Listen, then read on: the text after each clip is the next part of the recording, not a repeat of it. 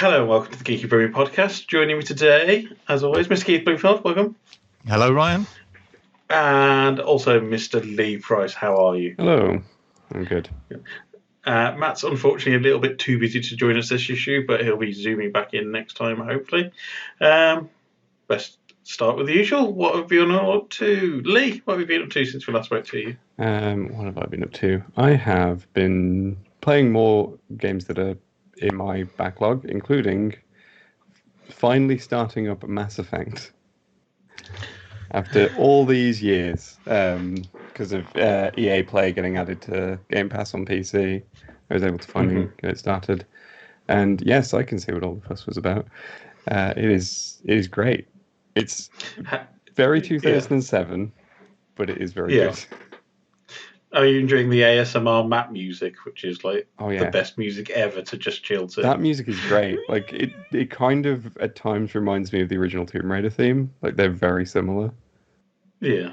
Just there's like a flute sort of sound in there somewhere, and it's at times I keep expecting it to turn into Lara's theme.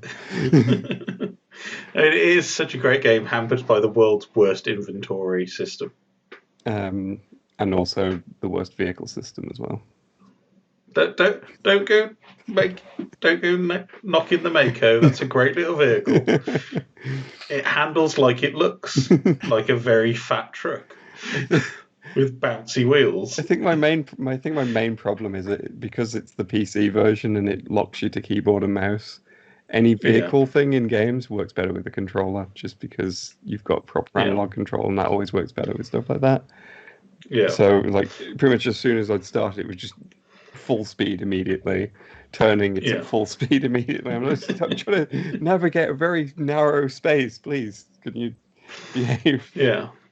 And the thing is with the terrain, it's like there are places which you obviously shouldn't try and drive up, but it's the most direct thing. So you just drive, hit the boosters sometimes, just jump, try and like hop up like you would in Skyrim trying to climb a mountain.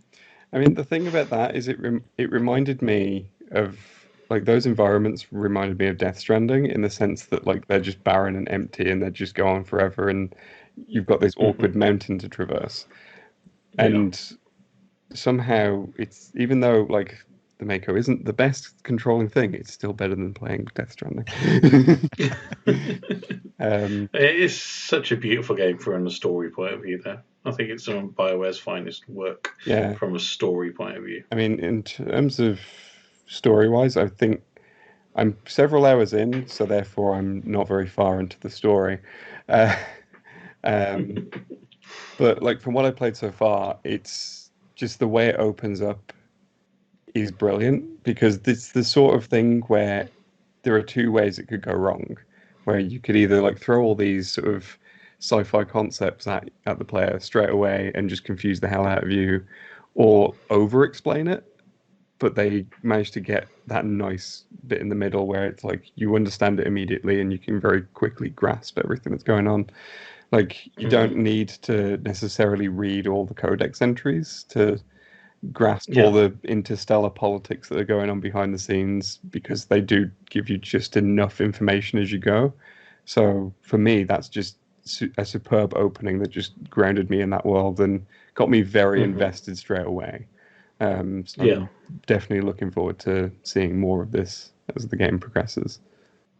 Yeah, I remember my first playthrough getting to the Citadel for the first time was just like such an amazing thing, especially as it was on my Xbox 360 at the time. And I think the hard drive just started to cry at that point. And I remember the lift loading times being so ridiculous that they added dialogue in. That's the great thing about the elevators on a modern PC, is that like you get the dialogue and then you're there. So like they seem to have just kept the dialogue in. And the elevators only seem to last that long because they're loading the dialogue first, I think. And it's like, okay, we just got to let this play, and the rest of the game's loaded. We can load it, but the dialogue's going. Because the doors always seem to open immediately after the dialogue, and I'm just like, yeah, this is what happens when you run it on an SSD.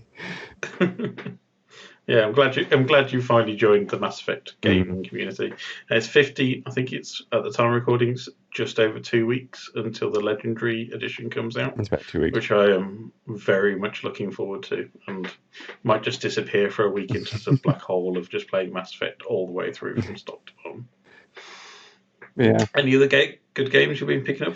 I've also been playing through a game from 2019 called Indivisible, which didn't get a lot of attention from what I could tell, but it's a really good game. It's kind of like a Metroidvania RPG type thing. You're playing like this. It's essentially like it's another one of these sort of you're the chosen one, and you've got these latent magical powers that you didn't know you had, and it's basically this girl living in this tribe, and her whole village gets destroyed and her father gets killed, and she heads out for revenge, and then she discovers having all these powers. But it's a really interesting game just because of how weird and wonderful a lot of the characters get. So you've got like a botanist character who is your healer but also will attack enemies with a pestle and mortar, and will literally just slam this giant pestle and mortar on and just grind them.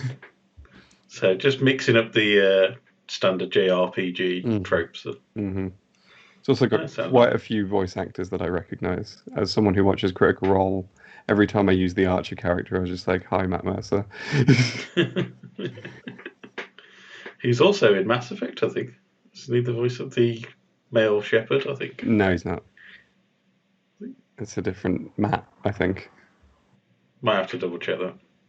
It's definitely not him, I know that much. Yeah. Keith, how about yourself? What have you been up to the last few weeks? I ventured out into the real world for the first time in ages to actually do something, because I went to the opticians, which I've been putting off for a long, long time, which is fine. Although I didn't get to play my favourite game, which stresses me out, which is the field of view test, where you have to look in a device with an eye patch on and then kind of press a button when you see a light flash up, which is in some ways reminds me of playing Battlezone in the arcades, but it's not quite as fun. It stresses me out immensely, but luckily this time around I didn't have to do that test, which was good, so I enjoyed that. And I've been spending a lot of time just watching bizarre films that have been on TV that I love. So I think last weekend or the weekend before was Toys, a Robin Williams film, which I absolutely adore. It's weird as hell, but absolutely fantastic. Features a superb screen performance by LL Cool J. Even better than Deep Blue Sea. What is it called? Yeah, is it Deep Blue Sea? I think whatever he was in with Samuel L. Jackson. And then was Babe recently as well was on, which I just watched because that was great. Because you have animatronic mice. Babe or Babe Pig in the City. Babe, the one that's not directed by George Miller, which is always brilliant. That the guy that directed Mad Max directed a film about a pig in a city. But both of those films are brilliant because they have their own internal logic and stick to it. Because I much preferred those, and a film we're talking about later in the show. As I also chose to watch a film that's been Oscar nominated, which is on one of the streaming platforms, which was fine. I could understand perhaps why it got nominated for an Oscar, because it wasn't fun. And it wasn't a film I would revisit, which seems to be a trait of Oscar films. It's like a film you'll watch once and go, I've seen it, but you'll never return to again. I think we all agree there's only 3 types of films that get nominated for an Oscar. If it's about a war, about Hollywood, or I can't remember what the third thing was, but I know that there's like a third. It basically it's a middle-aged man having a crisis. Usually, this kind of fell into that kind of trap, which was a shame. I was expecting much more from it. Because the lead actor I've liked his work in a lot of other things, and he was so it's definitely not a film with Ryan Gosling in it. It's not a film with Ryan Gosling, whose best performance is as a robot in Blade Runner 2029. The perfect role for him. But no, this was I expected a lot more from this. The title sounded great, the premise sounded great, but the film itself was just a bit meh, and I was very disappointed. I won't be watching it again. But yeah, it was a bit of a shame, that really. And then a bit of the time recently I've been watching video reviews of Pokemon Snap. Not that I wasn't going to go and get it, but it was nice to see reviews of it and everybody going, oh yeah, it's great. So I need to get that. But also as a result of that, I've now also thinking about getting Persona Strikers on the Switch because I've never really played a Persona game before. Don't you really need to play Persona 5? You do need to play Persona 5. I don't know if I've got access to a system that I can play that on. You don't have a PS4. No, so I'm a bit stuck. So it's a bit of a thing. I've always liked the look of the games, but I've never had a system I could play it on. So the Strikers game looked like at least something I do want to play Strikers, but I will say, from what I know about it, it absolutely is not representative of the Persona series as it would normally play, because it's basically a Dynasty Warriors game, but in the Persona 5 universe. And I do kind of like a Dynasty Warriors game. That's just like bonking hordes over the head, isn't it? That's the entire game, is just whack-a-mole with hordes of enemies. It's just running into a crowd and just swinging your sword and taking out like 100 people at once. Although the review that I was watching did say it kind of fitted into the Persona universe quite well. That it wasn't your standard Dynasty Warriors game or Hyrule Warriors version. They actually used that mechanic quite nicely within the Persona universe. So I'm kind of thinking, well, I kind of want to dip my toe into the Persona world, and I think this is the only way I can do it at the moment. So I think I might double up and treat myself to Pokemon Snap and Persona. Oh, 2 purchases. I know, it's shocking. I won't play them for 6 months. They'll just go on a pile. I won't touch them for ages. Because now you've been talking about Mass Effects. I'm thinking, well, I never really finished my playthrough of the trilogy edition that I got myself on Xbox 360. And it's like just kind of sitting there. I'm kind of halfway through the first game, and I should really finish it off. And the thing is, with the Legendary Edition, it's actually fixed the control scheme and the inventory, I think, for Mass Effect 4. I don't, who needs that? I think you should struggle with the original. That's part and parcel of the game. Like drive the Mako through mud. Yeah. What about yourself, Ryan? What have you been up to in the last few? Bit of a quiet one. I have restarted Marvel Cinematic Universe Phase 1. So I've just finished Winter Soldier, Avengers again soon. Thought I'd do a bit of prep for another discussion we're having a bit later on in the show. But and watching something else. And a bit of Netflix, and watching Man Down, which is a comedy that completely passed me by the first time round. But because of Taskmaster and Mike Wozniak, Mrs. Geeky Brummie said, I don't understand who this person is, and I knew he was in Man Down, so it's like, well, let's watch a few episodes of Man Down so you can kind of see his kind of comedy chops. Man Down is one of the greatest British comedies of the last 40 years. I'm slightly biased because it's got Greg in it, but also Rick Mayall plays his dad, which is kind of freaky in one way, thinking that Rick Mayall was old enough. He's greatly missed. Rick, but it's just a work of mitigated genius. More importantly, his mom is played by Mrs. McCluskey from Grange Hill, which we've found. Very shocking. It's a good show. It's just the levels of absurdity which heap on themselves from a normal situation to the end of each episode. Yeah, it's like there is a path followed, which has some logic to it, but there's a massively absurdist ending every time. It's brilliant. It's one of those shows that short and sweet in a UK comedy sense, as there was 2 7-episode series, 2 6-episode series, so pretty much the length of a single American sitcom season with 26 episodes. But it's just fantastic, and it's like, if you've never watched it, I urge you to go out and watch it. Yeah, and it is, but I think the kids in it are some of the best performances. The class of children that he has are some of the best actors and actresses I've seen. Yeah, it's really good to watch. Yeah, because he plays a teacher in it naturally, because it seems to be the path of every single stand-up comedian in the UK is they either start off as a comedian or an executive working in an office, and then give up halfway through their career and then move into comedy when they get bored of teaching. Well, it is semi-autobiographical by all accounts. Yeah, but Greg Davis is fantastic in it.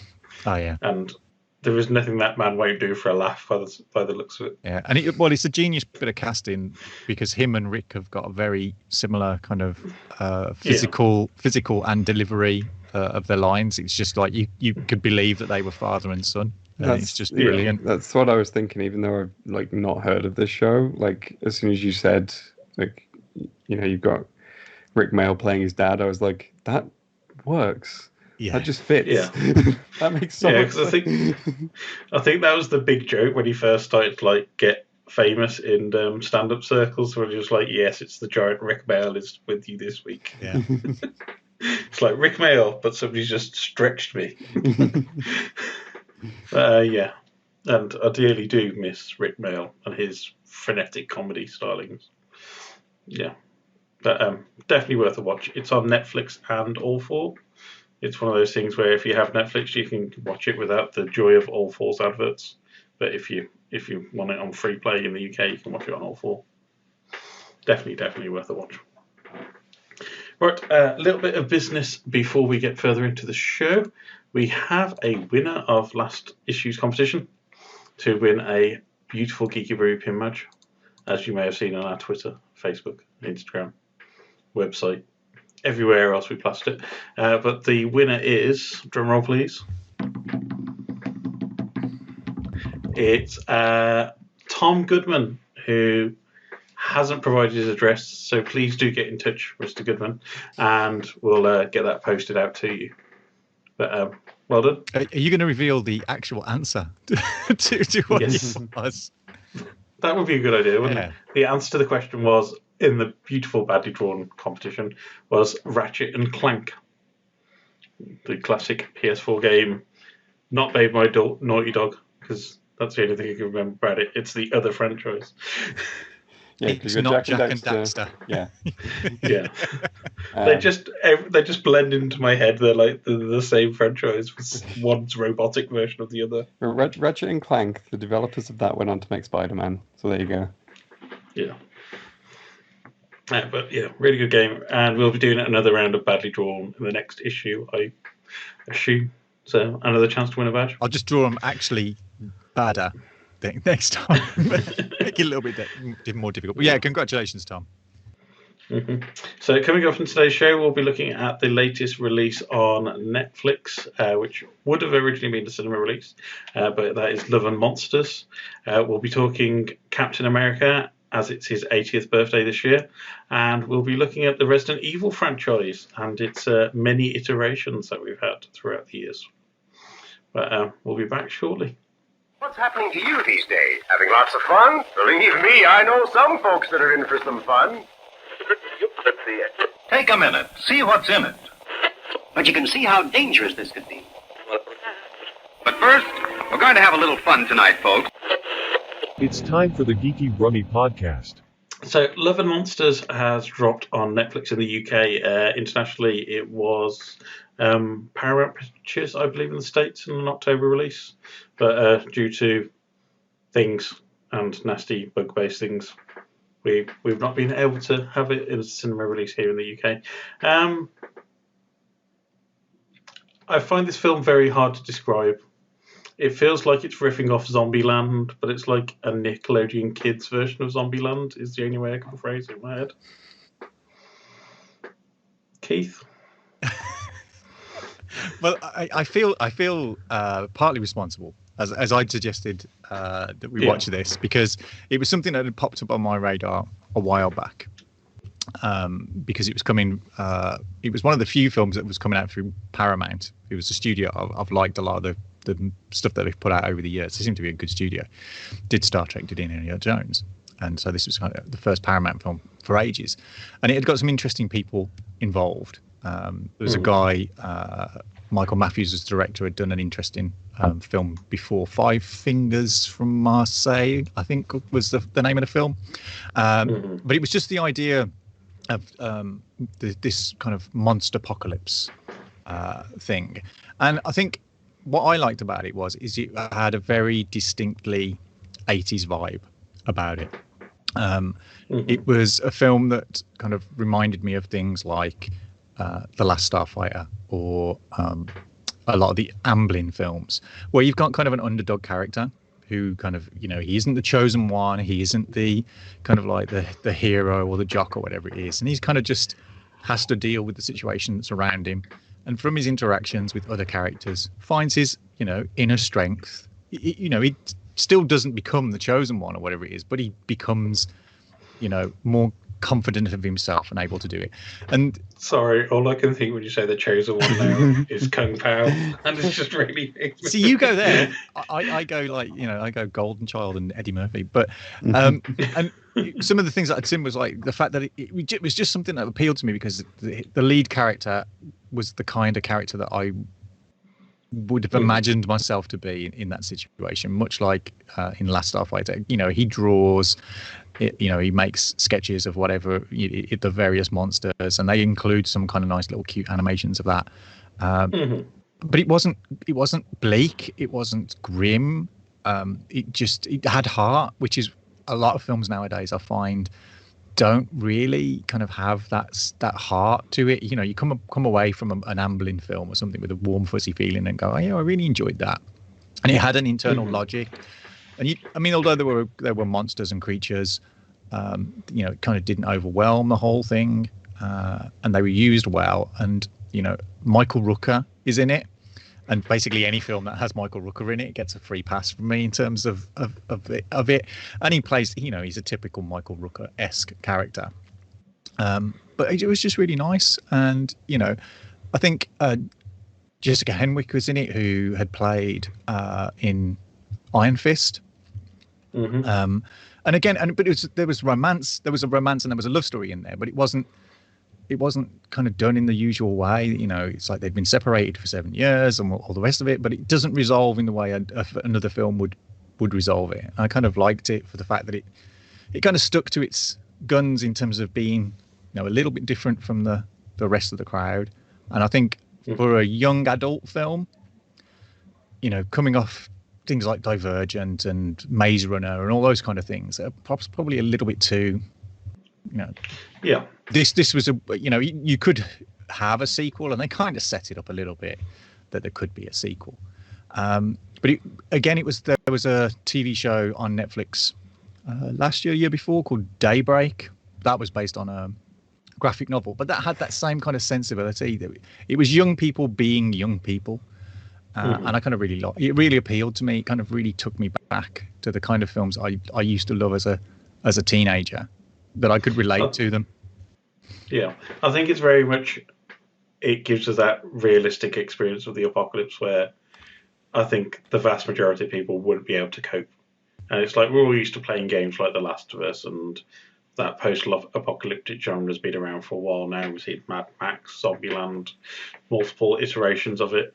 And it's kind of like, this is just a normal kid, as you said, stuck in a world which is completely unprepared for. Yeah. And we do get that throughout the journey. He is completely wildly unprepared for it, and the people he meets along the way, like, basically just get him to that stage of, right, this is how not to die. Yeah. And that seems to be the entire point of the film is, how do I not die? and if he does get into any tight scrapes, he often resolves it through pure fluke as well. It's like, it's not like I suddenly become the greatest warrior and the best kind of archer in the world. It's just a fluke. It just happened to work out for me, which is kind of the reality of a lot of it.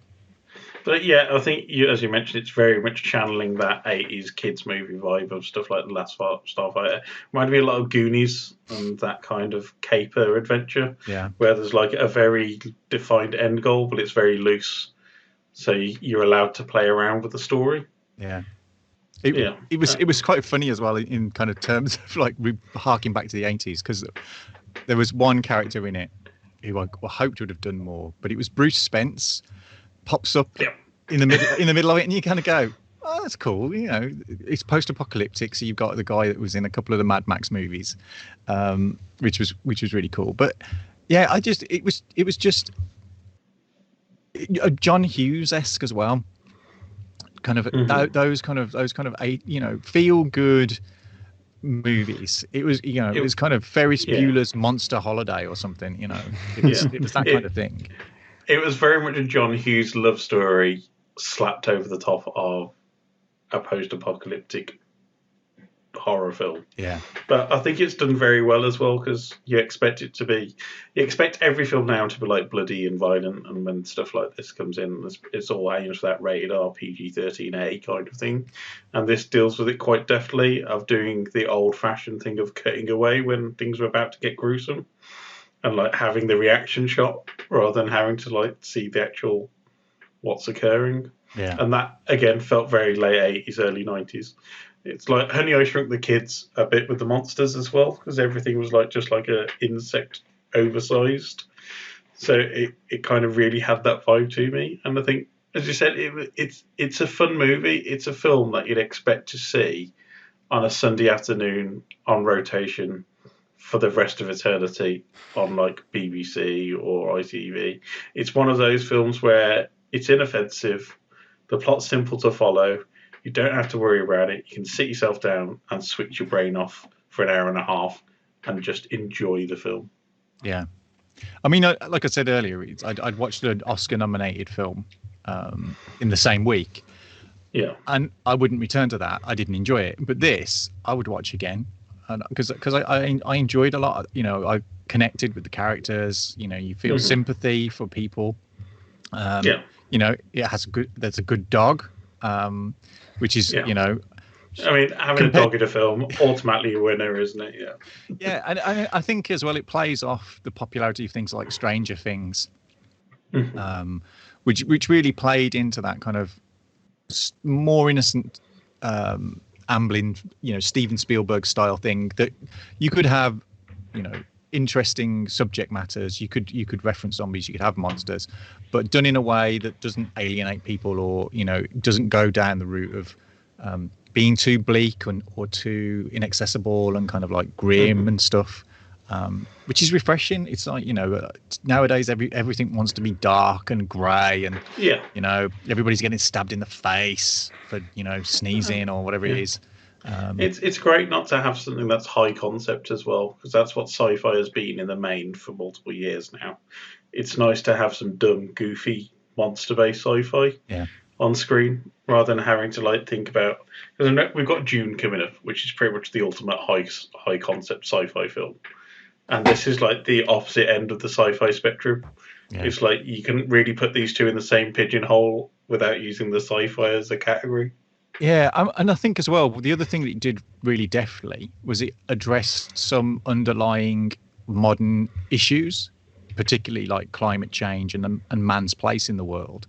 Because it sets off its the whole premise is set off by the fact that the human race launches a bunch of missiles to destroy a comet, which would have destroyed the Earth. But as a result of doing that, they save the Earth from the comet, but they end up causing their own apocalypse because of the material that falls back to Earth and such and such. And then kind of like you have the kind of return to nature and the whole idea that not all monsters are bad. And I kind of like that it did play out. It made something of that, you know, some of the resolutions of the conflict was the fact that this creature isn't bad, but it's being made bad by a person who's manipulating it to do things. And I kind of like that whole idea of like, you know, the only way mankind will survive will to be working in partnership or with nature. We can't set ourselves up to be better than nature because it's always going to catch us out. And I kind of like that underlying message done in a way that, you know, kind of younger people can kind of get behind and understand, and wasn't heavy-handed. But it was just fun. Nice to have an apocalypse treatment where everybody's not running around with guns and in souped-up vehicles. It's kind of like nice to have like a more gentle-paced apocalyptic comedy. Yeah, it's like it's 85 miles away. It's going to take you 7 days to walk because in the apocalypse, you strangely still have lots of petrol. I think Mad Max is the only post-apocalyptic film that I know where having petrol is actually a challenge. Most of the ones, everybody just seems to wander around up to a car, siphons it out, and rides around on a motorcycle all the time. The one thing that never gets me is nobody in a zombie film uses a bicycle, or nobody in a post-apocalyptic thing uses a bicycle. What happens to all the bicycles? Because surely that is like the fastest and most quietly effective piece of transport is get a BMX, and then you can hooner around the forest as much as you want. You know, there's something in that, Ryan, and now I want to see BMX Bandits, but the apocalyptic version. Bicycle warriors. Mad Max on bikes. I mean, you can see him doing like, you can imagine Mad Max where they're just cycling along and like they're doing one-handed bicycle, and like you see the people who haven't practiced enough just fall over in the background. I think there's a little bit of that in Daybreak. which are, if you watch Love and Monsters and you think, oh, I like that, that's good, definitely check out Daybreak on Netflix, which is a great TV show. Which has the same kind of feel. Yeah, should mention here that this has been Oscar nominated as well for Best Visual Effects. So it joins an illustrious gang of Oscar nominated films. Yeah. It's certainly the better of the Oscar nominated films I watched this week, as far as I can see. But it's just that I warmed to it. I loved it. It goes into that catalogue of films like Explorers, like Goonies, like Last Starfighter. That if in a few years' time I'm flicking channels and it's on, and I'm kind of like, I should be doing something else, but I'm going to sit here and watch this for 2 hours. Yeah, and I think, as you said, it's great for like slightly older kids. Yeah, it's a film that you can just put on and you don't have to worry about the typical things of something maybe shocking them halfway through. It's passable enough that I would like to say 8-9-year-olds could watch this without getting too scared. Yeah, probably. Yeah, some of the monsters might be a little bit too much for them because they kind of are based on real things. They're not too fantastical. So the one there's a sequence in the middle which is probably a little bit too much for kids. Yeah, in the play area. It might be a little bit too intense, but I think most kids now are probably they're already watching S.W.O.R.D and Evil Dead by the time they're 7. Yeah. So I think this is probably tame. They'll probably be gutted that it isn't too more monstrous. All the kids these days are already playing Call of Duty and Fortnite, so it's And Leigh, have we convinced you to give it a try? I do want to give it a watch. It's just I just genuinely forgot that we were talking about it, and I should probably watch. But no, it does look like something that would be up my alley because, like you said, it's got that kind of very 80s, almost Spielbergian vibe to it, and with more apocalypse leanings than Spielberg would probably do. I actually have got the best way of describing this. It's a solo D&D campaign for somebody. Yeah. I mean, in effect, the name of the lead character kind of gives away the kind of thing that it's going for, because the lead character is called Joel Dawson. So it's kind of like you've got Last of Us crossed with Dawson's Creek, possibly, which is in there. So you've got the post-apocalyptic thing, but with the kind of teen angst element, which is kind of cool. And this one doesn't need a remake just yet either. Yeah, definitely good fun, and I'll definitely shout it out. Yeah, so, on Netflix now for those of us in the UK and elsewhere around the world, I assume.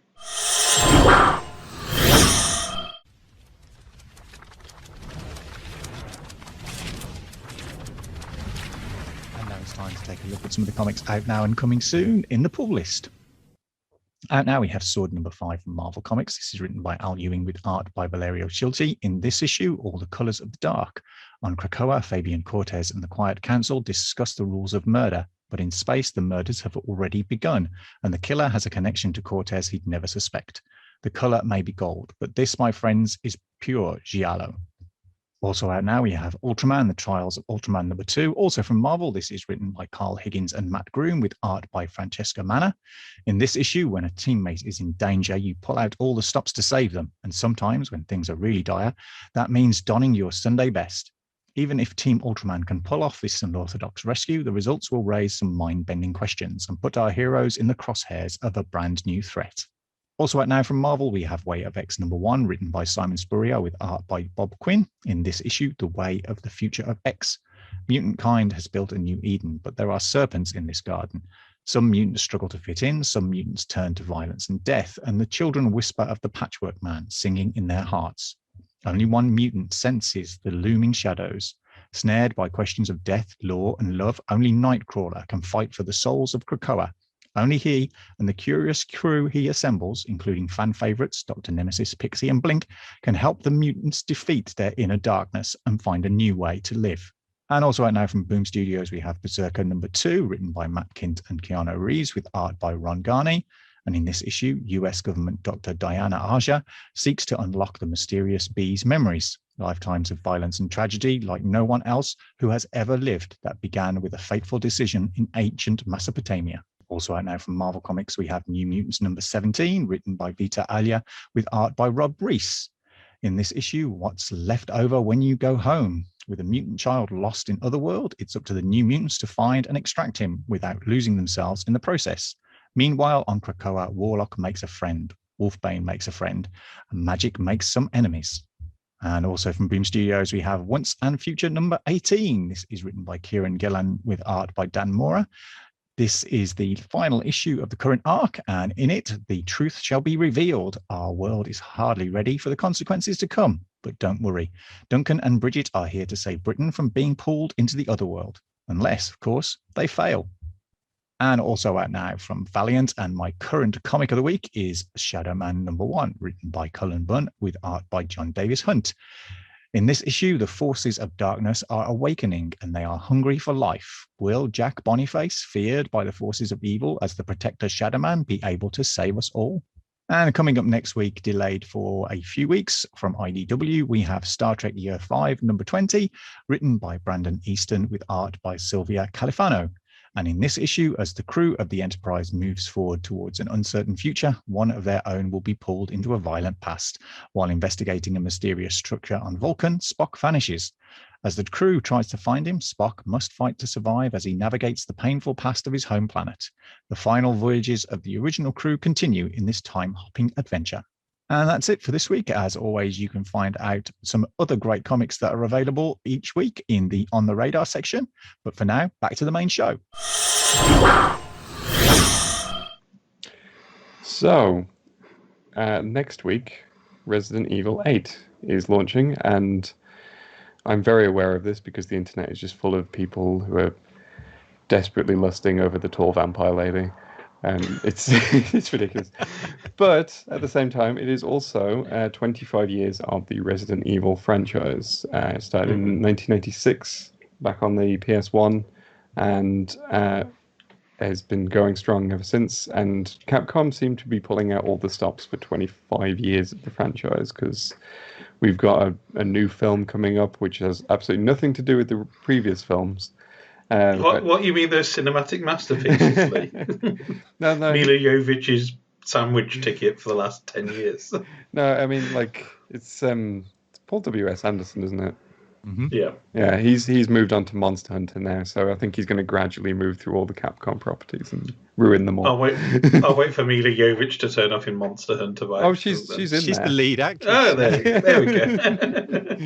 Yeah, it's not like they're married at all yet. And the thing is, the first thing I think of with Monster Hunter is the Iraq War, which is apparently the setting for the Monster Hunter movie. But anyway, so Resident Evil is also getting a Netflix series as well, I believe, that I think is based on the...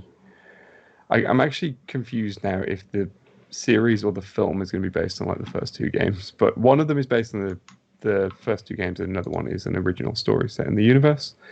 May involve Wesker's kids, I think. And obviously there's a new game coming out, and they're just celebrating the 25 years of the franchise. So yeah, it's called Resident Evil Infinite Darkness, apparently, with Claire Redfield and Leon being the main focus. Yeah. So that one is the one based on the first two games, because it's got I believe it's also got Chris Redfield and Jill Valentine, Leon Kennedy, Claire Redfield. They're all in it, and it's kind of blending the first two games together because they are set roughly around the same sort of time. Yeah. But yeah, they're pulling out all the stops. But it is a series that has been going for a long time. So just wondering what sort of experience you guys had with the franchise, if you played much of it or. Because for myself, I was never a PlayStation owner as my main console. I've owned a PS1 and PS2 at parts, but I was always a bit of a Nintendo boy back in the day, and then moved over to Xbox. But so Resident Evil 4 was pretty much my first main game in the series, which I played it to death, and it was such a big thing at the time that it was supposed to be Resident Evil 4 was supposed to be a GameCube exclusive. Back in the time, and then now it's available on every single thing under the sun. Yeah, I think it even came out in New Year. It was like that widely released. If it's not if a console doesn't have a Resident Evil 4 release on it, then it's not a true console at this point. Unless it's older than Resident Evil 4, in which case it gets a pan.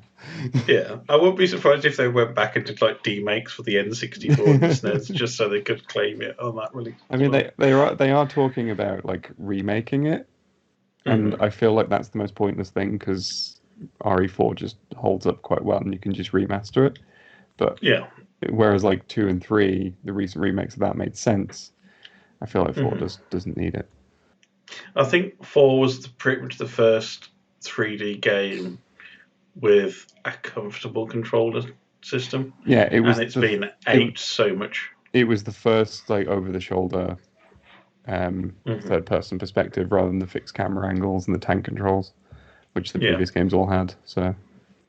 Yeah, and I think that's why I always struggled when I went back to try and play like Resident Evil 1 or Resident Evil 2, was those track controls are just so unnatural to me now, because Resident Evil 4 was my first game in the series, so I expect everything to play like Resident Evil 4, which is, even though it still moves like molasses when you're trying to turn around the game, it's still a great control scheme, and I think, as you said, I think it set a lot of third-person over-the-shoulder shooters just ape its control system to this day because it was so well done. And it is telling that the Resident Evil 2 and 3 remakes both took that control scheme, because they are basically an updated version of that control scheme.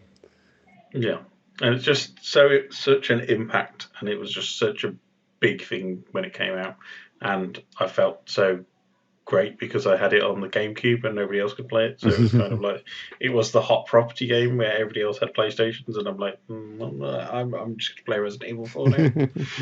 Yeah, and then it got a re-release on the PS3. Yeah, but I think quality-wise and story-wise, I still think it's kind of like the apex of the franchise for me. So I've not played the remasters now, but I think 4 was definitely the high point because I tried 5 and it was just nowhere near the same quality, and then 6 and 7 seem to be a bit of a decline, whereas 7's basically just Silent Hill, Resident Evil. So I'll be interested to see what's coming out of 8. Is it going to be more of a Resident Evil 4 style, or is it going to carry on what it did with Village? I think, so with 8, I believe what they're essentially doing is kind of combining 4 and 7 a bit. So it's got the main character of 7 coming back, and the setting is very Resident Evil 4. It's that same kind of weird village where everything's gone a bit wrong, with a lot of weird characters sort of in charge of everything that's happening. But instead of like a weird tiny Napoleon, it's now a tall vampire lady. Yeah, but talking of the films, I mean, I didn't dislike the first few Mila Jovovich movies. I think 1 and 2 kind of were the best ones out of the lot because they kind of stuck to the story of 1 and 2 a little bit, and then it just went a bit crazy after that. But they are just great, dumb, fun films. Again, if you just want to waste an hour or two and you've got nothing in particular on, and it's on ITV4, which seems to be the place where every dumb, fun movie ends up nowadays. Just lives there. If it's not Hot Fuzz, it's a Resident Evil movie. Yeah, pretty much. Hey, flip over to you, Keith. Well, I've played them from the very beginning. I remember playing the first Resident Evil on PlayStation, which is probably the only other game apart from Metal Gear Solid that I played through to completion on more than one occasion. I absolutely adored 2 for some reason. There was just something about that game that I really liked. I liked 3, apart from the fact that just the nemesis, literally every time I turned a corner, he was there. I was like, just stop, please. It's like, I know the game is named after you, but just let me go somewhere without turning up. That was definitely my feeling about Resident Evil 3, is that it could have been as good as 2 if Nemesis didn't just keep smashing through every wall in front of it. It's really annoying. Didn't they do that with the Resident Evil 2 remastered with Mr. Hat Bloke? It's kind of like a bit like a Nemesis character. He was in the original Resident Evil 2, but he wasn't there for like the entire game like Nemesis was. I think it was like the second playthrough that you do. Yeah, and I think he shows up. I think Nemesis was also a little bit frustratingly short, or felt short at the time, particularly coming off the back of playing 2. The remake is worse for that. No. And It cut like Ryan, even more out. Like Ryan, I played Resident Evil 4 on GameCube. I like that one a lot because of the gameplay style.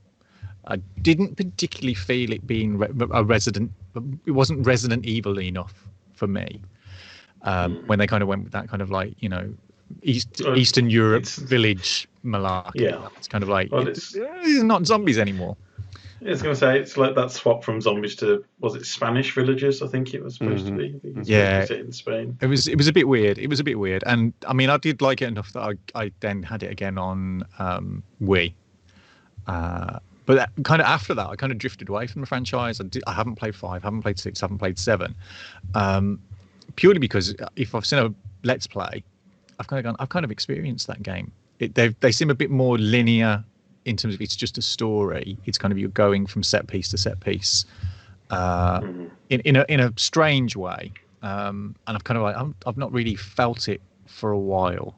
I've watched a few of the kind of CGI animations, and I've played a couple of the spin-off games. I've played a couple of Survivor games, and I can't remember the name of the one, but it's like the cover was a porthole with somebody looking through, and I can't remember what that one was. I think that was Revelations, I believe. Yeah, and then Codename Veronica and stuff, which were okay. I kind of liked a couple of those kind of side games.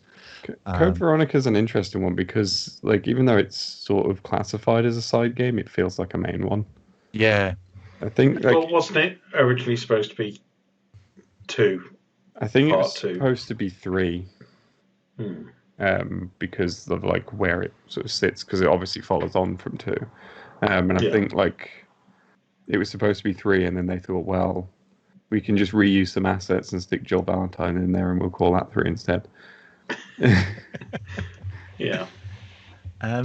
So it's kind of a series I've had a lot of fondness for, but just the kind of settings now I've kind of gone, particularly 7 for me was a little bit kind of like, S.W.O.R.D's been successful, Hostel's been successful. There was kind of that, it sort of ended up being kind of Resident Evil, the Eli Roth years, which I kind of like. I'm not down for that. I'm a little bit kind of like the same way I like my Jurassic Parks. It's like start off with it in one location, and then you stick a bunch of zombies in a city, and that's what I want to see. I want to see kind of that thing. So the scale of it is, again, kind of like when it scaled it back down to you just in a house. Which is nice, and gameplay wise it works really well, story wise it works really well, but yeah, I just didn't, I kind of didn't feel for the later games as much, and I kind of think possibly this new one might alleviate that bit a little bit, but again I'm not sure whether I'll end up getting to play it. One thing I forgot to mention a little bit earlier was the animated films I've quite liked. So Degeneration, Damnation. I think they've done quite a nice job on those if you've not seen them. Yeah, they pop up on Amazon every now and again to watch. They're actually quite good. There's no Final Fantasy spirits within, but they're decent for the budget that they have. Yeah, I mean, I sort of kind of see where Keith's coming from, because like even though I have played like the more recent remakes and stuff, I have not gotten around to playing 7 yet, even though I do have it, and I just did not bother with 6 at all because I just Funky Giraffe Resident Evil Giraffe, yeah, because like it got sort of terrible reviews, and it was kind of like we've made 4 game concepts and shoved them in one thing is kind of how it comes across, and again doesn't really feel like Resident Evil as such. I was okay with 5. I didn't dislike it, but it definitely did not feel like Resident Evil. I think my issue with 5 was I was trying to play it solo, and AI is not at the point where AI is now, and having that enforced co-op mode was a big hamper if you were trying to play it through solo first time around.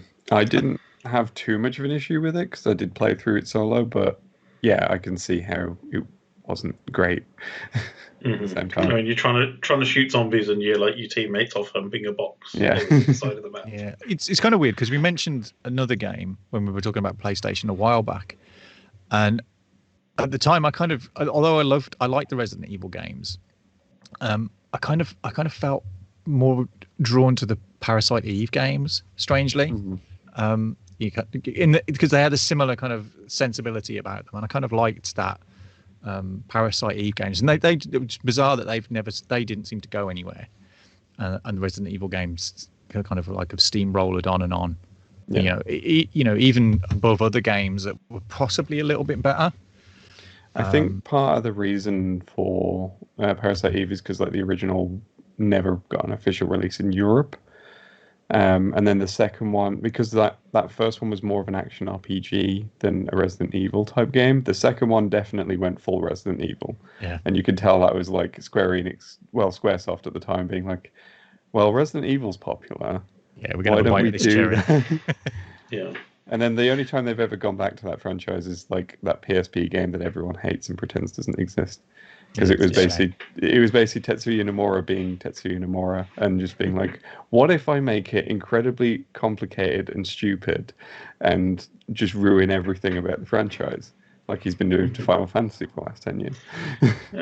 Do you think part of Resident Evil's success is it has changed over the years, and it's not just been the same game and it's modified itself? I think there's like a number of factors. I think because it was like, and it is the game that coined the term survival horror, the first Resident Evil. So that obviously gave it that sort of influence. And Resident Evil 2 was such a massive hit and such a critical success. Like, because like you said, Keith, it is an excellent game. Even to this day, like going back to the original Resident Evil 2 still it's a good time. Even if it is very 1998. But I think because of that, like it's got a lot of people have a lot of positive memories of those original games, so people are willing to come back to it. And obviously Resident Evil 4 did do so much to change things and was so influential in its own right, and I think a lot of that just has contributed to it.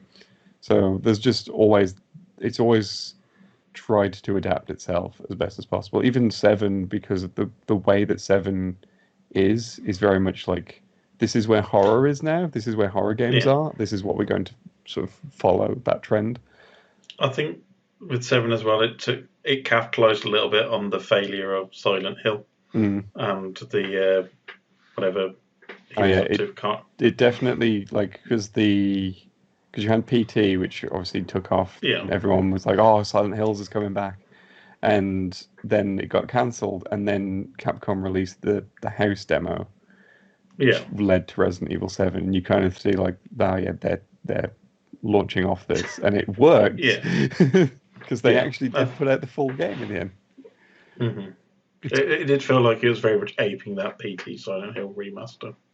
Yeah. And I think as well, like the series has like spawned so many memes and jokes about it as well, because the terrible acting in the very first game is notable. It's you were almost a Jill sandwich type lines that are just endlessly quotable. Like, especially when the more you think about the lines, how little they make sense sometimes as well.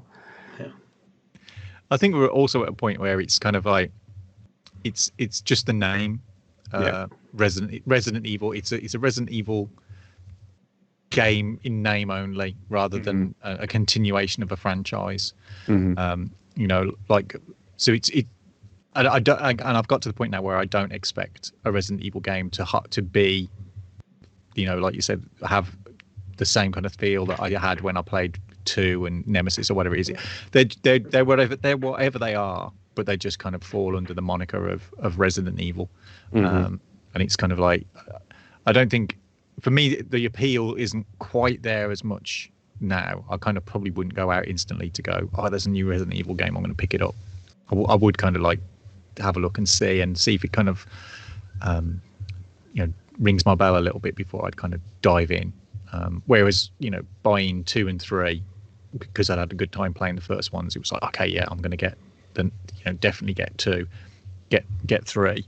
But I think that's that thing is like, is it now that they just release them under the Resident Evil name, even though they could potentially just kind of have it as it's brand recognition, because you feel sometimes that 7 could have just been called a completely different name, and if you'd have lost the tenuous connections to the main series. I mean, it's interesting you say that, because there are at least 2 examples of Capcom making a Resident Evil game and then going off in such a faraway direction that they realized they should probably call it something else. Yeah. Because that's how Devil May Cry started. Yeah, I was going to say, 'cause wasn't that the thing with Resident Evil 4? Was pretty much they made the entire game and then threw that version in the bin and just started again because they just weren't happy enough with it. No, it was more like it was Hideki Kamiya who directed Resident Evil 2. He started working on Resident Evil 4, and he kept putting elements in that just started drifting it further and further away, and suddenly it was like a combo heavy action game with a half demon man with a sword, and you're like, this isn't Resident Evil anymore, is it? So that's how suddenly just changed the name of the main character from Tony Stevens or whatever it was to Tony Redgrave, that was it, and change it to Dante, and then just call it Devil May Cry, and we'll do a new franchise. But you also had Haunting Ground was the same thing as well. That was also originally supposed to be, I think that was also supposed to be Resident Evil 4 as well. Yeah, I was going to say, I know it's been through many iterations before they did like the follow-up with Leon, and it was like nobody was happy with any of it, but you said because it was just drifting that far away from what it was supposed to be. So, right, well, what do we think of the future then? I mean, are you both going to pick up 8? I'm definitely curious about 8, and it probably will be one of those that I end up picking up and then don't play for ages, like 7. But it's definitely something that I'm interested in. But I think, like Keith said, that I'm not in a rush to play it. Mm-hmm. I mean, because I know you were very, very happy when the Resident Evil 2 remaster came out. Mm-hmm. Well, remake, we should say, rather than remaster. Yeah, it is a complete remake. It's very different. But yeah, like the Resident Evil 2 remake was excellent. 3, not as good. But for me, that felt like it was a pretty faithful remake because it also wasn't as good as 2. Just like the original. So yeah. Are they going to remake Code Veronica, do we know? Or? I mean, that one would make a lot more sense than 4, but they seem to be fixated on remaking 4 for some reason. And a lot of people have said that like Code Veronica should get that treatment more.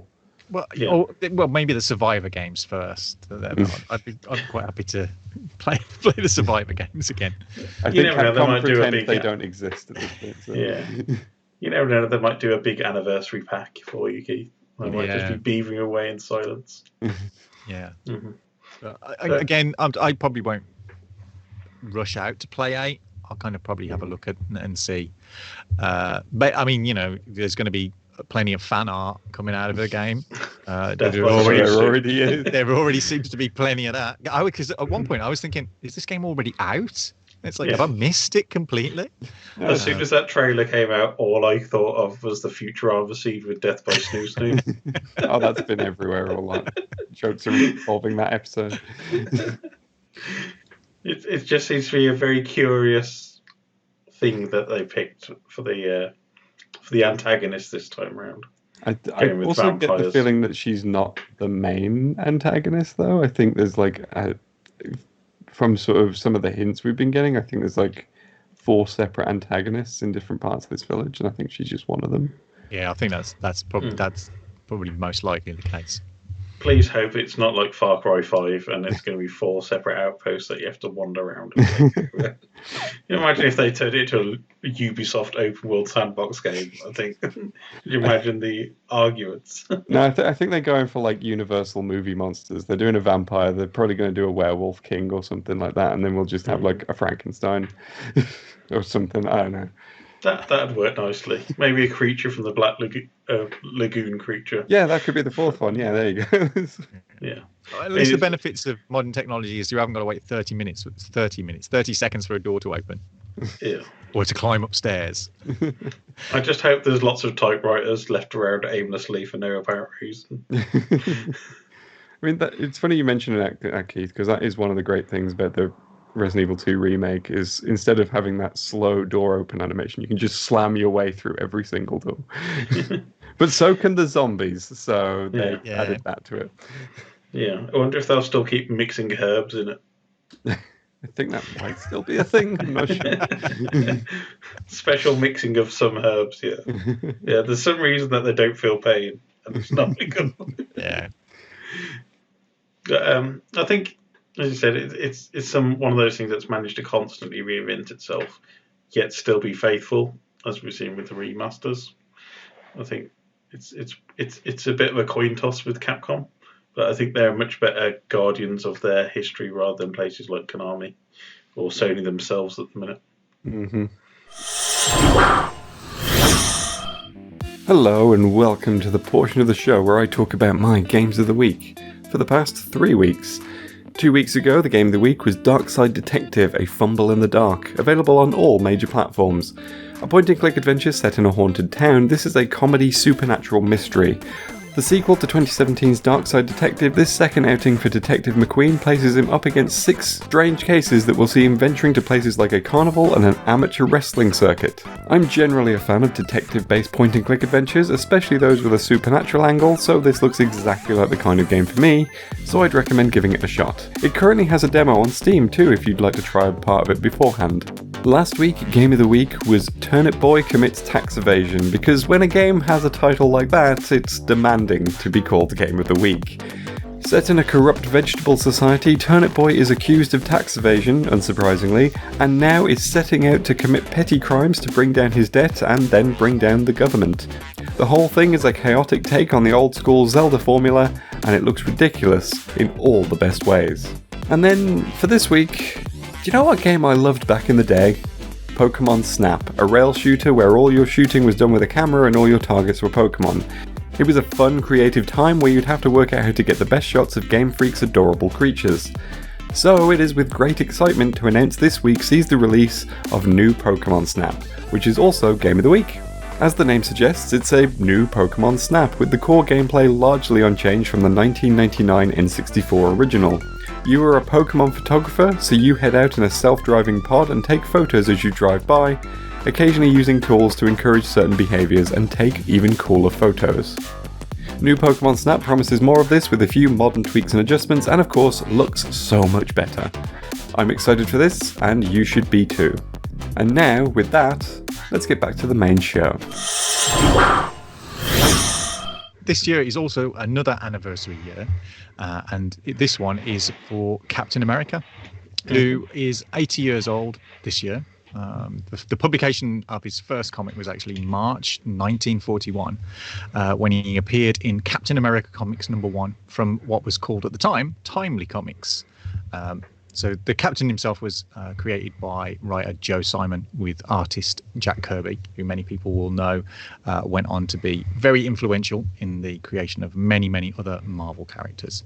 And obviously Captain America was created at a point when we were in kind of the Second World War period. So he was a character that first appeared and was very much designed to be a kind of patriotic symbol for America during the 1940s. And he kind of was published up until 1950 when he disappeared from comic shelves. And then he was revived in 1964 thanks to what Timely became, which was Marvel Comics. And then Captain America in comics form rejoined the world, became a pivotal member of the Avengers, and has gone on to be kind of one of Marvel's most popular characters, particularly since the fact that he has had a pivotal role in the MCU films over the last 12 years now. So obviously, as a character, he's been played by, or was Steve Rogers in the comics, who was kind of a weedy Brooklyn boy who was given the super soldier serum by Dr. Erskine, and became, the kind of figurehead for a lot of people in comics and in the outside world. Over the years, he's had multiple iterations. He's gone from being Steve Rogers, he's lost his powers. He's become an opponent of political climates in America. There was a period when he actually gave up the shield and costume to become a character called Nomad. He's also given the shield up to various other characters over the years, most notably, and because of the fact that we've had the Falcon and Winter Soldier recently, both Sam Wilson and Bucky Barnes have held the shield and the title of Captain America over the years. But strangely enough, he is a character that has kind of waxed and waned. He's also the first Marvel character that had an appearance outside of comics in a 1940s serial. Which is as good as you would imagine a 1940s serial being. He's also appeared in a couple of other television adaptations, which have had very bizarre things to them. I don't even know why they tried to do that. My entire knowledge of one of those is that the guy playing Captain America in one of them was also the lead in a Mystery Science Theater movie called Space Mutiny, and I imagine that it's about the same quality. Yeah, definitely.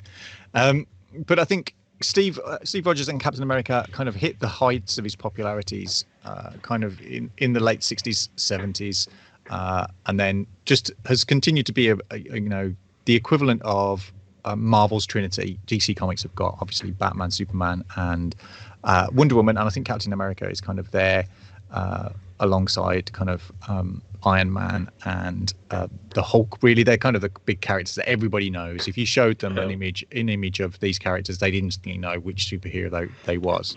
I think you forgot Web Boy there, Keith. Yeah, I was going to say, like, there's a character I would go to first to quit at Marvel. Yeah. But he's just some teenager. He's like, he didn't become an Avenger for many years. Yeah. It's not quite the same. But so he's had a bit of controversy over the years. There's been a couple of comic arcs that have kind of portrayed different sides of Steve Rogers over the years. We've had kind of things like Siege, and we've had kind of various other. He gives up the whole costume and becomes the super soldier for a while. He's de-aged. He's been kind of an old age pensioner. Then he's re-aged. It's a really complicated history for him as a comics character. But I think now that he's become so popular in the Marvel movies, that is the version of the character that most people will kind of identify with or understand now. And I think even Marvel have taken that influence of what the films have done and brought that a little bit into the comics themselves. They've kind of aligned it, as well as a lot of their other characters. They've aligned it with the movies. Brian, you were going to kind of go through your kind of experiences with Steve Rogers and Captain America through the MCU. Yeah, because I was a big comic fan back in the early days, but lost it for quite a few years. And then when the MCU came, I kind of really delved back into it. And considering I knew Chris Evans from, I think it was Not Another Teen Movie, prior to him taking up the shield, a lot of faith given to him for what was probably an unproven actor in comparison to somebody Robert Downey Jr., who is kind of, he was a legend before he even started in Iron Man, and he'd been in Hollywood for quite a long time. And then Chris Evans is some kind of young punk actor who kind of interesting, one of the Marvel's trifecta too.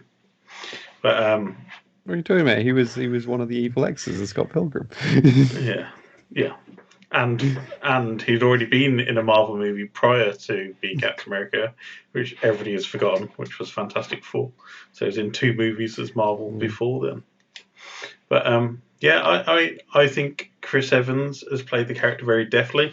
I rewatched the first Avenger movie, and you can see that development from having Steve Rogers, who's somebody who's very black and white, and I think it was probably referenced in the comics back in the early first phase of he's the good guy and he's punching Nazis, so they're obviously the bad guys, and that's kind of like the whole shtick of Captain America to start with.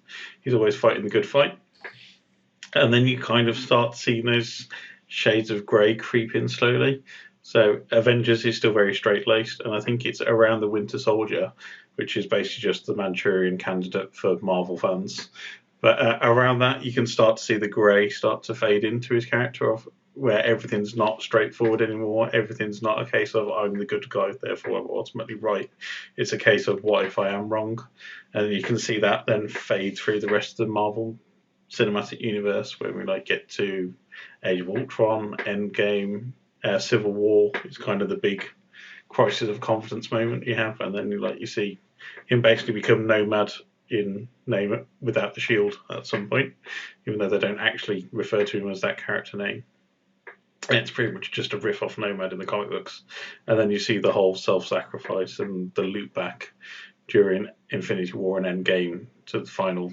We get a happy-ish ending for our Steve, and finds his place in time is probably the best way to say it. But I think it's fed very muchly into Falcon and Winter Soldier. I know we've not really reviewed it fully, but it has just finished now on Disney Plus at the time of speaking. But you can feel the impact there.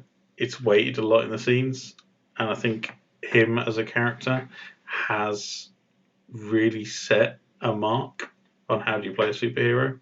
And I think definitely the MCU version of Captain America, it's the only version of Captain America we have now.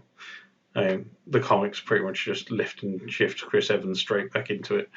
And even the Marvel Avengers game was as close to being Chris Evans as legally different, I think. But it's stunt double. Yeah. But I think it's definitely... I couldn't see the MCU being as successful without Captain America being such a pivotal role. Yeah, I think some of the best Marvel movies have come out of him. Yeah, I think what they did well with the Marvel cinematic version of the character was they understood him as the character that he'd been portrayed with over the years, that he wasn't just a patriot wrapped up in stars and stripes. Although the costume is strikingly stars and stripes and could be seen as a kind of patriotic, nationalistic symbol. What's interesting about the character of Steve Rogers is that he's a good guy who wants to fight for everybody, not just America. And you get a lot of that in particularly Winter Soldier, that Steve doesn't want to see anybody kind of harmed or kind of persecuted by their governments. And I think that is one of the things that when they introduced a character who was more nationalistic and patriotic, and we've had introduced in Falcon and Winter Soldier, where you have John Walker turn up, and you can see why Marvel at the time went, this doesn't work. This isn't Captain America.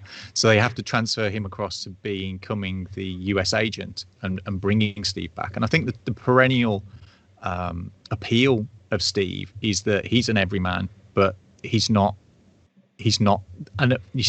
purely American. The name is Captain America, but he stands for, in a similar way to Superman, is that he stands for kind of truth and justice and the American way kind of thing. But the American way is kind of arbitrary. He's kind of like, I don't want to see anybody persecuted. I don't want to see anybody put at risk or at harm. And that's the thing that makes him an interesting character, is he will go against his own government and his own superiors, and that's why you get the conflict, which is so well done in both Winter Soldier and Civil War, is that Steve, rightly or wrongly, sometimes his morals and objections are questionable, but he stands up for what he feels is right, which is kind of nice, and that's kind of the beauty of him as a character. And also all of his kind of rogues gallery again are interestingly nuanced characters, not particularly pantomime villains, although it's the Red Skull, who appears kind of primarily in First Avenger, but we only ever see him again then in Infinity War.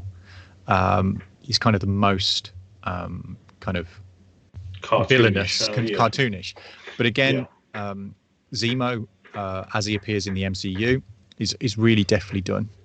It's an interesting set of characters, and a lot of the other characters that Captain has as villains, a kind of interestingly nuanced thing. And I think that's something that Marvel does well, is that their villains, can be quite nuanced and a little bit kind of dual-sided, and maybe are doing the wrong things for the right reasons and stuff, which is quite interesting how they do it. But it ties really well. I'm amazed at how well they've done. That portrayed that character in the films. That they've not made him the joke that he could quite easily have become. It's and the entire franchise has just hung around. As you said, it's Captain America, Iron Man, which is Robert Downey Jr., and Thor with Chris Hemsworth, and all the other characters, though great, have always just been there to support the big three, I think. But it's nice to see that Falcon and Winter Soldier is moving away from that, and it shows you that Captain America is an ideal, not a person. And we can see that because you've had, as you mentioned, we get John Walker in there trying to be his best interpretation of him. I mean, he's a very great soldier, but he misses the point of the point of the character. But you also got Isaiah Bradley, and you mentioned we had Bucky and also Falcon, who are other versions in the comics. So we get to see like that continuation of having that ideal of how Steve presents himself can be embodied by somebody else, and I think that works quite well. Yeah, I think the sense of it being Captain America is an ideal rather than the person works really well. I think the comics occasionally struggle to get away from that because the audience of readers finds it difficult to have change, and the idea of somebody else being Captain America is difficult for them. But certainly, both Bucky and to a greater extent Sam Wilson were great Captain Americas. They certainly did a certain thing. Bucky's is for one reason or another his way of getting back to who he was before he became the Winter Soldier, whereas Sam is definitely the kind of timely Captain America. And it's sometimes it's a shame that characters have to take on other personas and rather than being their own character and kind of taking that on. But it's definitely done in some ways, and I think the films have done it in a way that is more accessible to a wider audience. Comics has got there's such a big history to Captain America as a character in the comics. The whole idea that he existed in a totally different set of comics when he was timely and then disappeared for ages, and they kind of retconned that whole back to he was frozen in ice for 70 years or whatever it is. So it's kind of interesting. 70 years doesn't work out. It's only probably about 25 or something. It's a whole, it's like he's been trapped for the last airbender the entire time. It's next iceberg along. Yeah, it's a little while. He was stuck down the wrong isle in Iceland for too long. But again, as a character, he's appeared in the films, but he's broken out into video games as well, which is kind of where we've tasked Leigh to kind of have a delve into Cap's appearances in video games. Yeah, I've had a look, and he's not had a good time in video games. I mean, as you've mentioned, Ryan, the recent Avengers game that came out last year, currently the PC version of which is sitting on 68% on Metacritic, 31% user score as well. So it's doing really well. But that game has lost a lot of money.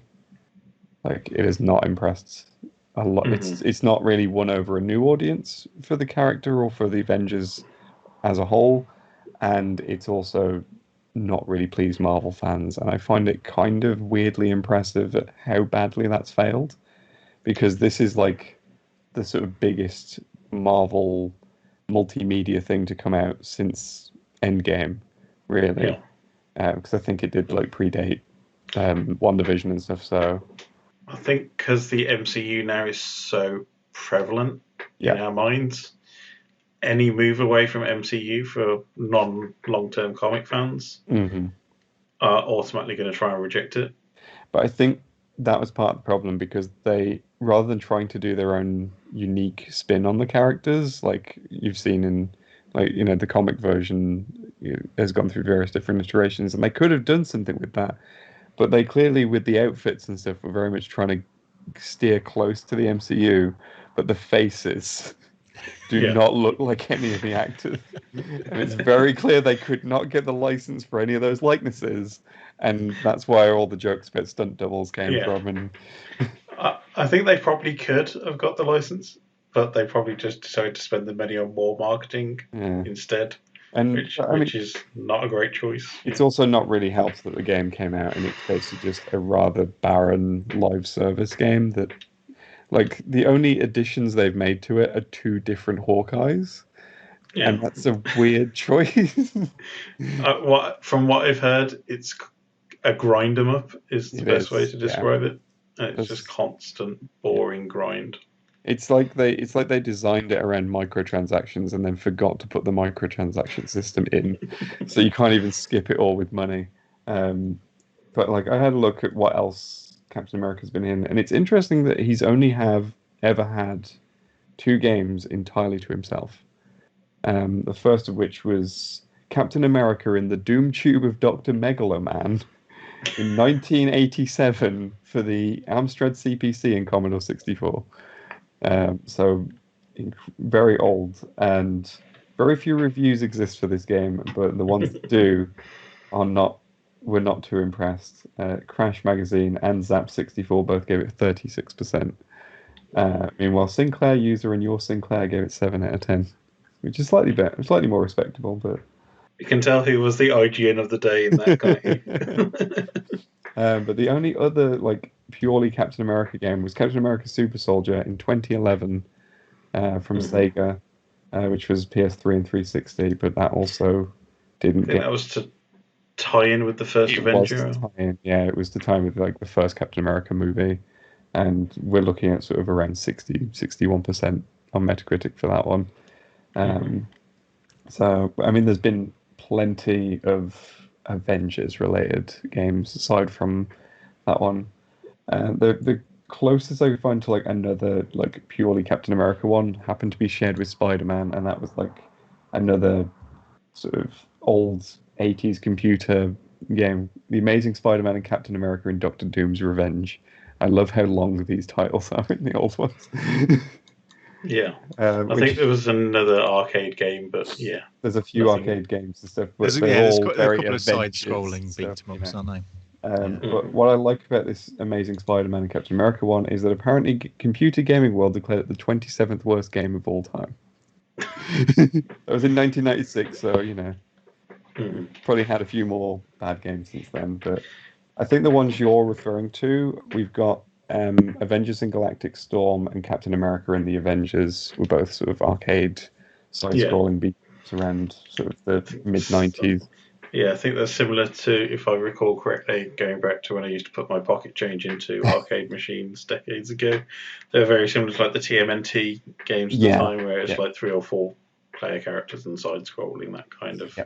That's definitely what I'm seeing here, and again, it's another one of those things where it's they had their fans, but weren't amazing, especially compared to other similar games of the time. I mean, one of those came out around the time of Streets of Rage, and just from looking at the screenshot, I'm like, Streets of Rage just looks so much better than that.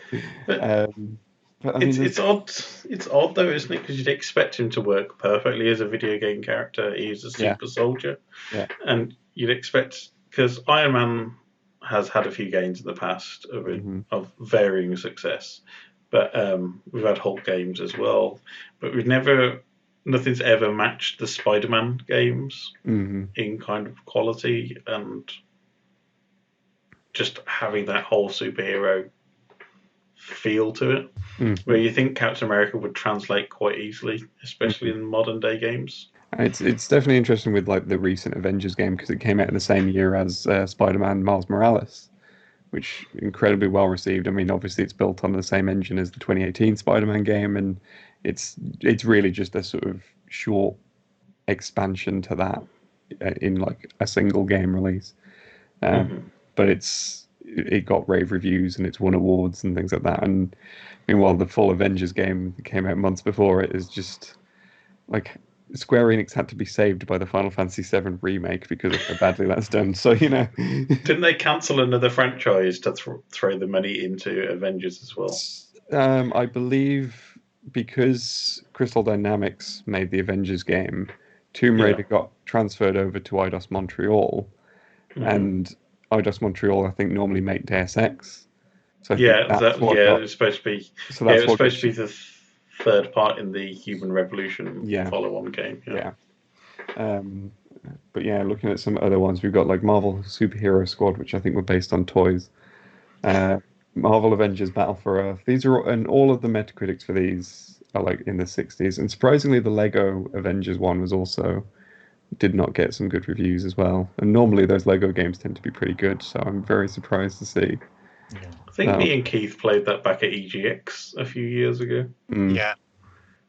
I think as well that he's been in a couple of the kind of mobile games. Yeah, there's plenty of mobile games and stuff. That have worked, and actually they're not. Some of those aren't too bad. And I think a couple of them they put them as teachers, kind of the main characters are put as teachers, and you can do stuff with them. But again, he's kind of like I don't think really translates that well to a video game character. He's just fighty, shieldy, which is a kind of as a mechanic for you to kind of work into the game is a little trickier than Spidey's web shooters, and I think Spidey just translates a little bit easier into kind of a mechanic. It would be, if you could somehow kind of, work out the physics of throwing shields, because that's kind of Cap's thing. He throws a shield and it'll hit 10 people and come back. So I think that's a little bit more difficult to kind of translate into a video game that can be led by him as a single character. And I think that's what they tried to do with the Avengers, was kind of like, well, we can have a bit of Cap for a while, but then it's going to be another character that's got a little bit more of a translation. I think one of the complaints I've seen though is that, like, even though like it's the Avengers, they all kind of largely play the same, which is really bad, because even if the Hulk plays the same as Captain America and Iron Man, you're in trouble. Yeah. Everybody bashes things, and all your flying characters can only go 3 feet above the floor. Yeah, I think the difference is that Iron Man's got some limited flight and Black Widow's got a gun. I think that's like the only difference.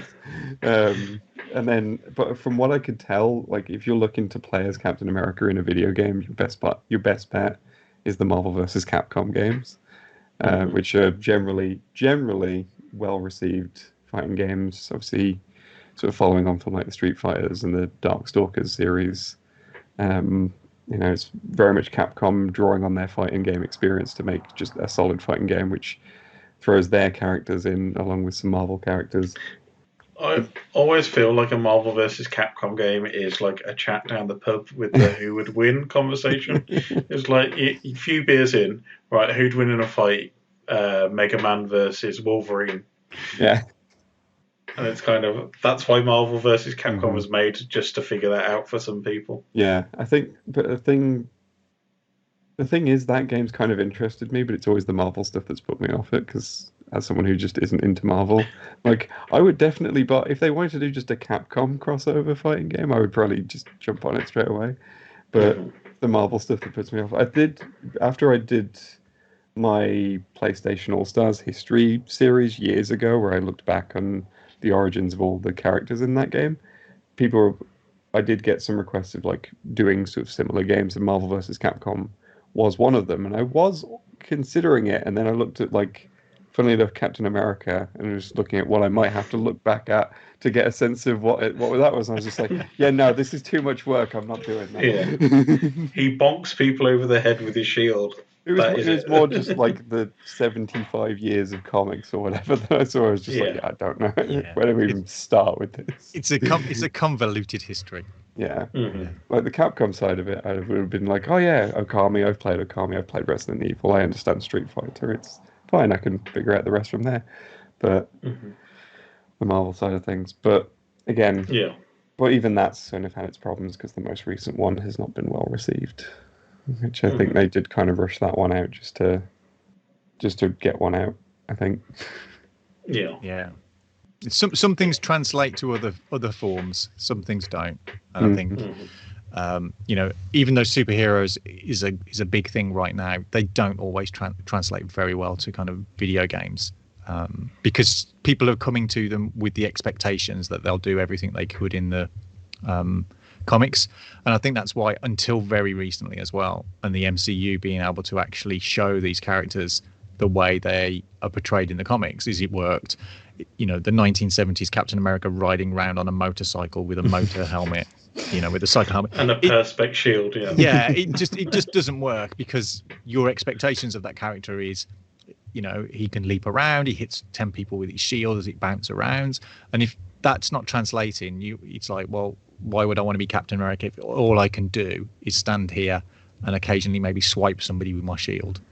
I think it is definitely interesting that the only superheroes I've really seen translate well to games are Spider-Man and Batman, because they're the only ones who seem to have games and series that are consistently reviewed well. Yeah. You've got the Arkham games, you've got the Insomniac Spider games, even the PS1 Spider-Man games, which are built on the Spider-Man 2 is still like the best game ever for many people. Bafflingly built on the Tony Hawk engine, and I can't get my head around that one. But yeah. Yeah. I mean, I think for a character that's been around as long, I think he's aged considerably better than some people would expect as a character.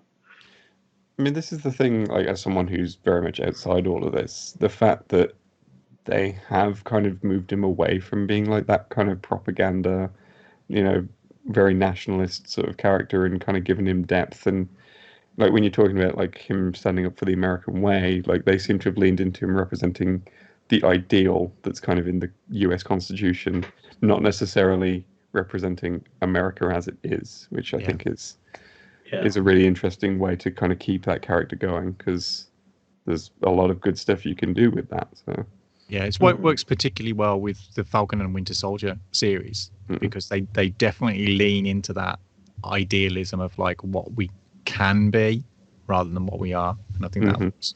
And it asked some interesting questions and posed some really interesting hard questions about kind of contemporary American society and society across the globe. These are not things that are exclusively American.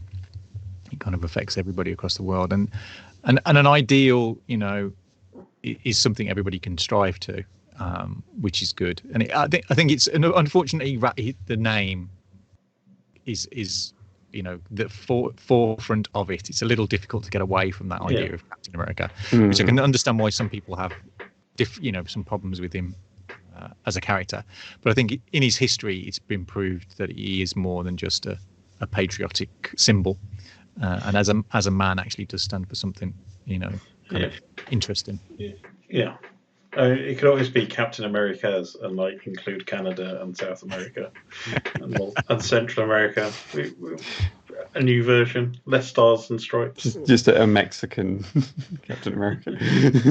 Yeah. There has probably been a version of Captain America that was. There is probably like there is a whole genre of Mexican wrestler movies, and there almost certainly is one that's a rip-off of Captain America. Yeah. Which is probably better than that 1970s transparent shield motorcycle version. I'm sure there's been a Captain Canuck at some point. Oh yeah, there's a comics book character called Captain Canuck, which is quite good. I mean, it's difficult to recommend anybody to a particular part of Cap's history as a jumping on point. It's kind of it's been going on for quite some time. But if people are interested in kind of picking up some of the collections that got Captain America in, the Roger Stern, John Byrne run from 1980s is pretty good. There's a run from artist writer J.M. DeMatteis, which is pretty good. Ed Brubaker has done some great Captain America issues over the years. If you've liked what you saw in Falcon and Winter Soldier, then it's definitely worth picking up Truth, Red, White and Black, which is a limited series, which kind of plays out a lot of what you saw in that series, but obviously it's Steve Rogers rather than Sam Wilson on that, so that's definitely worth picking up. It's just it's probably just worth having a flick through a few of his back issues and kind of see what's there. We're talking about several hundred comics now, so it's a little bit tricky. But again, some of the kind of big series, so kind of like Civil War, kind of Secret Invasion and stuff, where he plays a pivotal part. If you can find it, there is a JLA Avengers crossover from the kind of late 90s, possibly early 2000s, drawn by George Perez, which is really nice. They did so many crossovers back in those days, didn't they? Yeah, quite a few. But yeah, it's. I mean, you've got 80 years worth of history to catch up on. But yeah. Yeah, so going back to this idea of like the Lucador like rip-off movies, there kind of is one of Captain America. However, it's actually a Turkish movie that rips off the Lucador movies. This sounds better every second. So it's got Captain America teaming up with Spider-Man and El Santo to go and save the world, and it's a Turkish movie that is completely unlicensed. Is this like Turkish Star Wars? Yeah. Yeah, this sounds like as good quality as Turkish Star Wars back in the day. Yeah. Probably. I am unaware of Turkish Star Wars, but I'm imagining Turkish Star Wars. Turkish Star Wars is definitely a future feature for us to visit. I think Keith would have at least watched it once. I think I have, yeah. Yeah. Although I don't know whether it will work video-wise for people, but there was this isn't going to work. But there was a character that was in the original Guardians of the Galaxy called Vance Astro, who modelled himself on kind of Captain America, wields the Captain America shield. I think he appears briefly in Guardians of the Galaxy 2. Or the character of Vance Astro is in there somewhere. I don't know if he's got Cap's shield, but because that's set it's in the year 3000, so it's convoluted comics history, which I think they've retconned beyond all belief now. They might exist in an alternative universe somewhere. Yeah. But yeah, that's the influence of kind of the Captain America as a character. That even in the year 3000, like 1,000 years later, kind of the ideals, what he stands for, is still part and parcel of the characters. So, yeah, so I won't even go down the whole Guardians of the Galaxy Vance Astro history. And it's amazing how effective that shield is for its design, because I think it's worldwide recognised now. You could probably case it anywhere, and as soon as you pop that shield out, everybody knows it's Captain America. Yeah, my button does hover over the buy button when I'm on various websites where there's one 1-to-1 scale Captain America replica, and I kind of go, should I get this? It's kind of it looks kind of cool. I just carry it around. I think your lovely partner would throw that shield at you quite hard if you'd brought it home. Yeah. As would mine. It's just a wall decoration. It's fine. I wouldn't take it off and kind of like dance around in the garden at late night with it. Try and do a backflip in the middle of the garden. It would end in disaster. Yeah. But, happy birthday, Cap. Yep. Here's to 80 more years, hopefully. Thank you for joining us on the Geeky Brummie Podcast this issue. I hope you enjoyed. Please don't forget to do the usual like, subscribe, share, tell all your friends about us. Give us a shout on Twitter, Facebook, Instagram, all at Geeky Brummie. But if you want to find us all in the week, Keith, where can we find you online? You can find me online on Twitter at hardluck_hotel, mostly as a rebroadcast channel for that Geeky Brummie on Twitter. I'm also on Instagram at hardluck without the underscore hotel. Don't type without underscores. There's no underscore. It's a really long name, Keith. Yeah, it's really long. But otherwise, you can regularly find me on a Wednesday tweeting about some of the new comics that are out and about through the Geeky Brummie website and Twitter feed. Awesome. Leigh, where can we find you online? You can find me on YouTube at BobThePetFerret, where I do various different gaming videos. Recently did a video all about why The Last of Us does not need a remake. And there's various things falling off from the side of that. So like BobThePetFerret on Twitter for updates on that, and the Cheap Ferret for personal updates. And it's all supported through Patreon on BobThePetFerret as well. And like Keith, you can find me talking about games on a Friday on geekybrummie.com. with my gaming roundup with Matt covering esports. Matt, who is not joining us right now. So Yeah. Talking of Matt, you can find him at Mr. Matt Lovell on Twitter and matchstick_Matt on Instagram. And he takes over the Geeky Brummie account on a Monday and, as you mentioned, does mainly esports and a few other updates. There's also Mrs. Geeky Brummie, who does a fantastic job over the weekend, but she runs Geeky Goings On, which is our local listings guide for the Birmingham and the West Midlands and online events mainly at the moment. Hopefully some more fresh events coming soon. You can find me at Ryan Parrish, but as I mentioned previously, don't forget to like us on Facebook, Instagram, Twitter, all at Geeky Brummie. And there is a Ko-fi link in the bottom if you think we deserve a bit of coffee money. It all helps. We'll be back with you next issue, but thank you very much for doing this today, and goodbye, everybody. Cheerio. Bye.